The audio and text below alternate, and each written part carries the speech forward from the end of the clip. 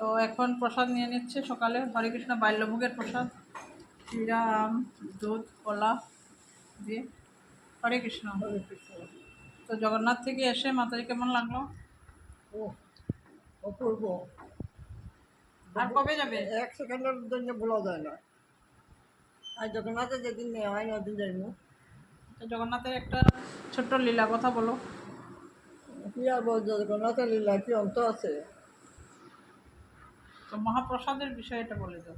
মহাপ্রসাদ কালকে যে বিমলা দেবী মাতাজিকে দর্শন করেছ, সেই বিমলা দেবী আমাদেরকে কিভাবে জড়জগতিক আমরা যে আসছি তাদের প্রসাদটা যে আমরা পাচ্ছি, তো সে এই প্রসাদটা পাওয়ার কি আছে, তার পিছনের রাজটা বলো।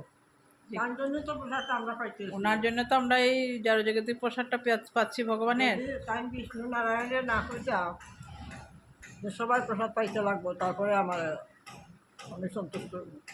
ঠিক আছে, জগতের সবের মানুষ, গরু, সব পশু পক্ষী সবাইকে আমি প্রসাদ দেব। তো তুমি শান্ত হও। তখন তাই শান্ত হয়েছে যে শুধু আমারও প্রসাদ দিলে হবে না, পৃথিবীর যত কীট পতঙ্গ, যত প্রাণী আছে সবাই দিতে হবে।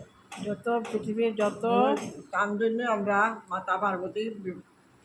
তো কালকে জগন্নাথ মন্দিরের যে বিমলা দেবী, দুর্গা, অন্নপূর্ণা দেবী, তা ওনাকে বিমলা দেবী বলা হয়। তো জগন্নাথের মহাপ্রসাদটা নিবেদন করার